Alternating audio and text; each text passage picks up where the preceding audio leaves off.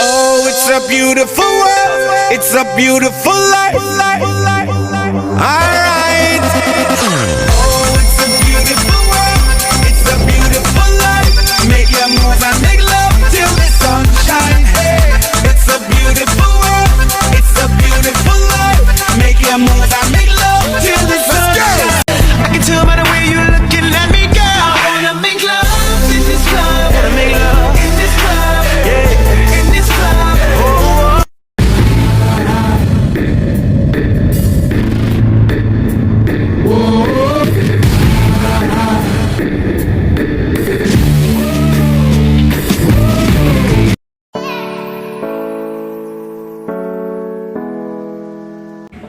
Basketball is a high-energy team sport that relies on the speed, agility, and hand-eye coordination.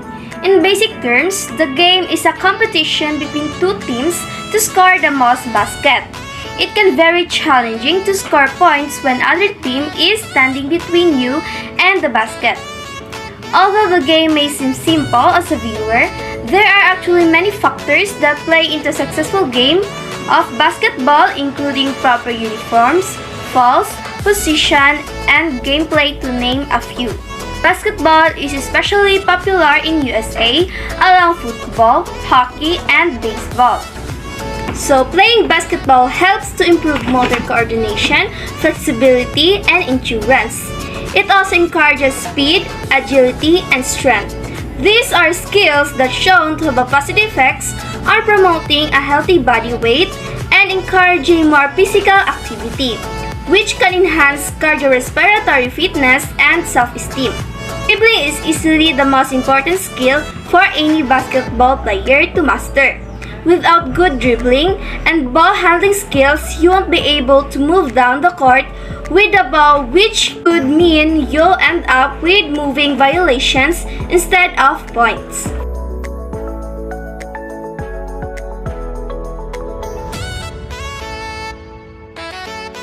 History of basketball began with its invention in 1981 in Springfield, Massachusetts, by a Canadian physical education instructor named James Naismith, as a less injury-prone sport than football.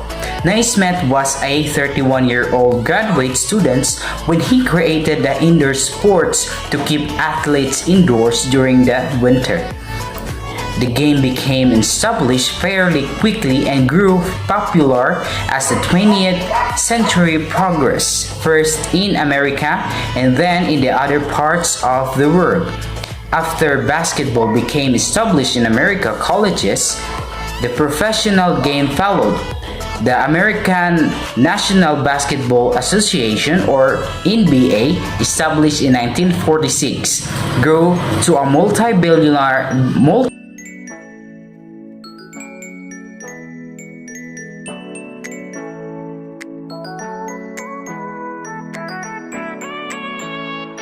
There are a number of basketball equipment and facilities which are needed to run a proper regulation game.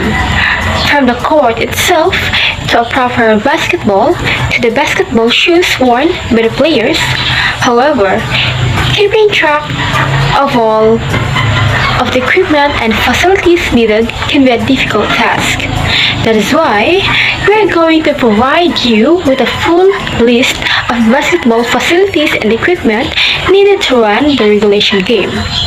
This is a comprehensive list and includes all the necessary and individual items you would need to play a proper full court game. 1. Basketball court. No basketball game is complete without a basketball court. Whether you are playing in an indoor facility or on court outside, the basketball court is the basis and foundation for any and all games. For regulation NBA and college games, the court should be 94 feet long and 50 feet wide. However, those dimensions are slightly smaller for high school and junior high games. The backboard and rim. Once you have found a suitable court, you will need to erect and install a basketball hoop. The hoop should include both a backboard and a rim. In the NBA, the backboard is made from tempered glass. Tempered glass backboards are made from actual glass and are also typically safer than most other types of glass. It is hardened in the production process so as to make it 5 to 10 times stronger than regular standard glass. The regulation height of the rim above the ground is 10 feet. The rim is 18 inches in diameter and is typically able to fit 2 basketballs side to side in the rim. The backboard itself, however, is 6 feet wide and 42 inches. The inner square on the backboard is 24 inches wide by the 18 inches in height. Next is the foul or free throw line. In a regulation game, the foul or free throw line is exactly 15 feet directly in front of the backboard. It is centered to the backboard and is 16 feet wide, allowing for ample movement. Next is the key. The key, also known as the lane or the paint, officially refers to the area on a basketball court that surrounds the basket. It is contained within a free throw line and the 2 sides which run perpendicular to the free throw line. Next is the 3-point line. Speaking specifically for the NBA, a regulation size 3-point line is 20.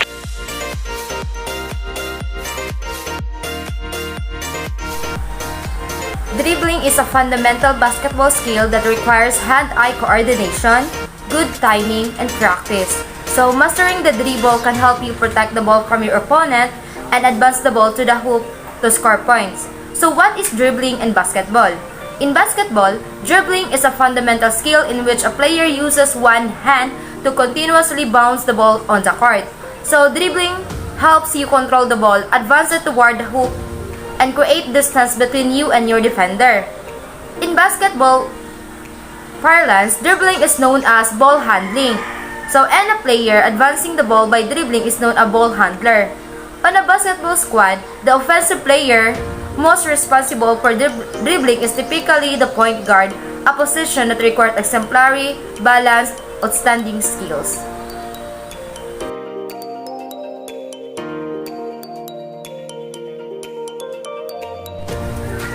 Shooting in basketball. Shooting is the most essential basketball skill because it directly causes scoring which determine outcomes of games. Beyond the obvious, remember that even skills such as passing the ball handling, the possession ends with a shot, one that must be converted for all those skills to matter. To shoot accurately, square your shoulders on the basket and place your feet shoulder length apart. With your knees bent slightly and back leaning towards the basket, put the fingers on your shooting hand under the ball and tuck your elbows close to your body. Flick your wrist towards the hoop to release the shot.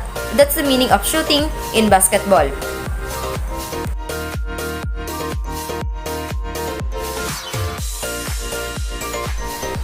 So defending in basketball. Basketball is a team sport, and if you want to win games, you will need to learn to play defense as a team. 5 players executing tough, hard-nosed defense and working as a team can stop working even the best players from scoring every time. In basketball, playing defense means trying to stop your opponent from scoring. The rules of basketball spell out how and under what circumstances the defense can attempt to stop offensive players. The majority of personal fouls are called over illegal contact by defenders. Understanding the basic rules of basketball, defense can make you a better defender and all around.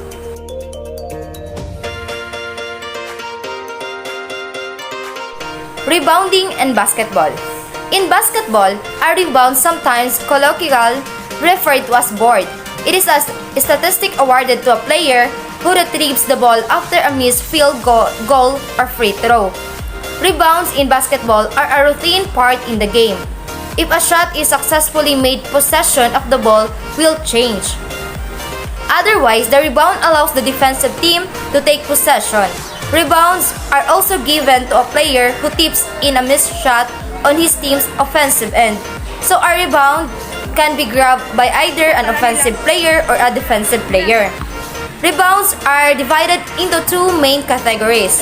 Offensive rebounds, in which the ball is recovered by the offensive side and does not change possession, and defensive rebounds, in which the defending team gains possession.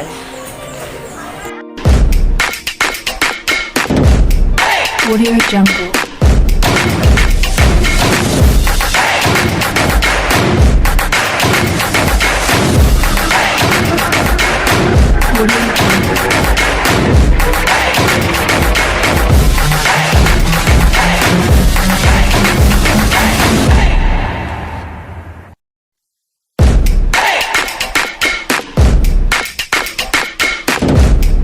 Audio Jungle.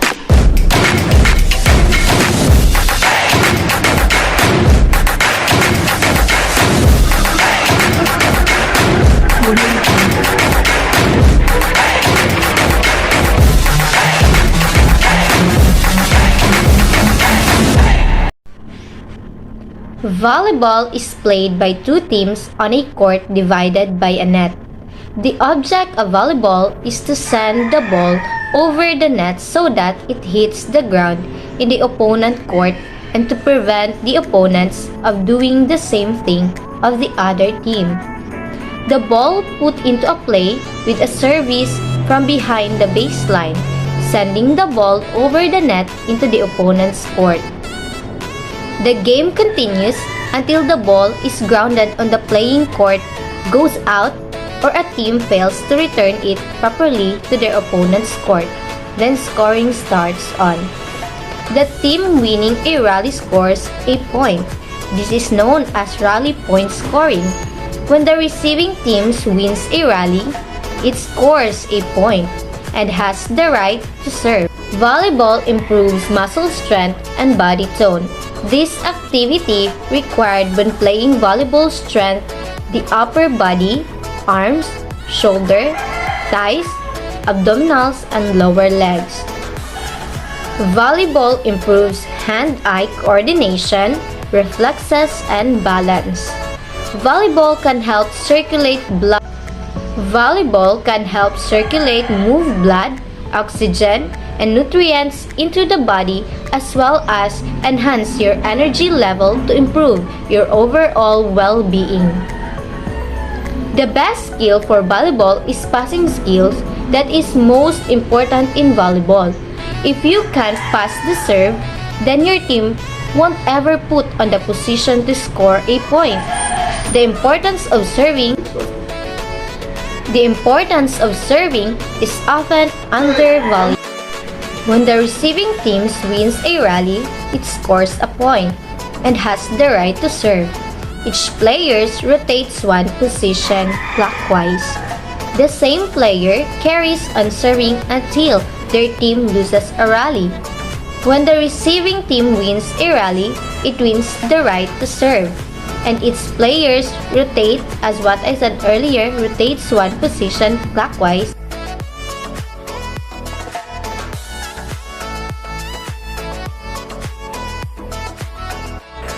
Volleyball, a spherical ball of 65 to 67 cm circumference.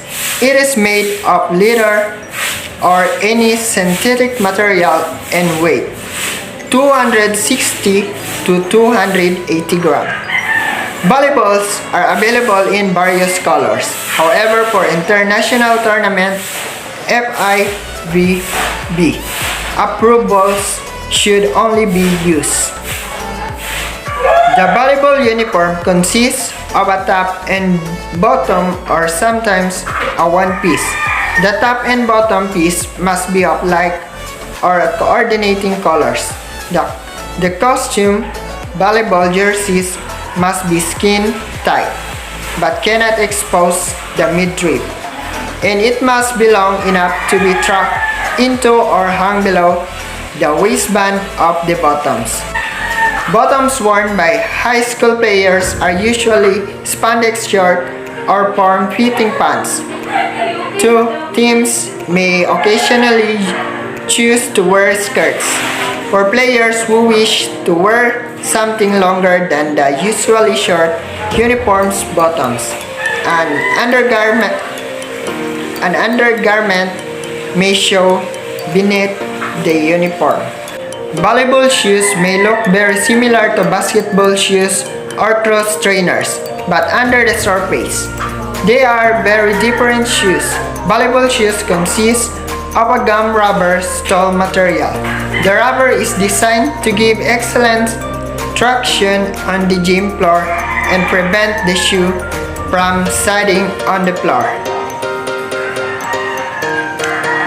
The next section of the shoe, the midsole, is designed to support the ball of the foot. A volleyball player spend most of their time on the balls of their feet. This stance allows for quick movements forward as well as side to side. Basketball shoes and cross trainers are designed for running forward. A volleyball shoe provides stability for the lateral movements. The purpose of knee pads is to protect meniscus and the patella or kneecap. While playing volleyball, knee pads also guard the knee against scrapes and burns which could happen during volleyball trainings or matches.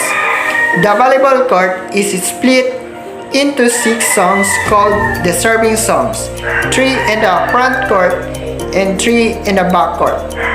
There is 1 zone per player on the court. From left to right, zone 4, 3, and 2 are in the front court. From left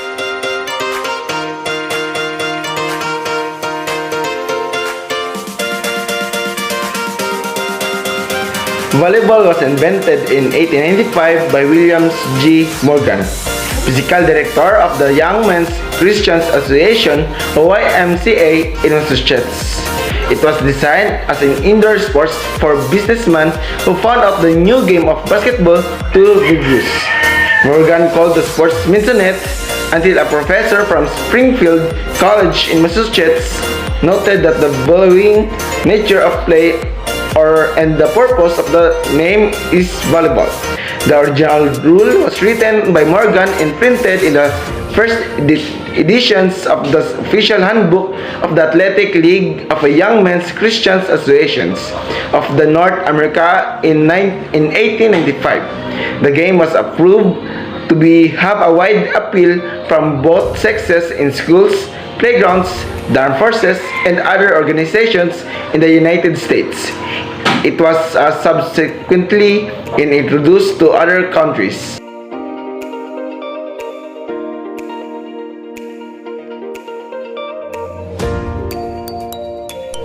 Serving.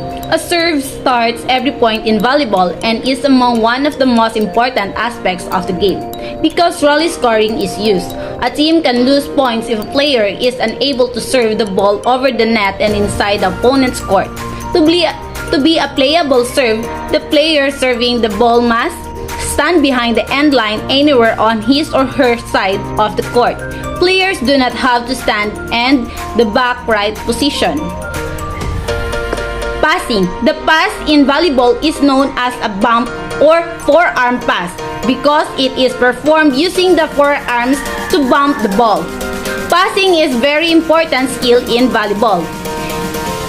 If the players of your team can pass, it will be very difficult to run a volleyball offense. Passing is extremely important to team success. It is crucial that volleyball pass is learned not only because you need to be able to pass in order to set then attack, but also because it is a very common skill players use during the game. Setting. Setting is the second step of passing, and it can be done to either dump the ball over into a undefended spot or to set the ball into a position that allows the hitter to spike it over. The perfect set is high ball, just inches from the net. This gives the hitter an opportunity to hit it to virtually any side or even to the rear of the opposing court. First, hitting the ball with the wrist instead of the forearms. Second, bring your hands together. Third, put your hands together with your fingers tips touching.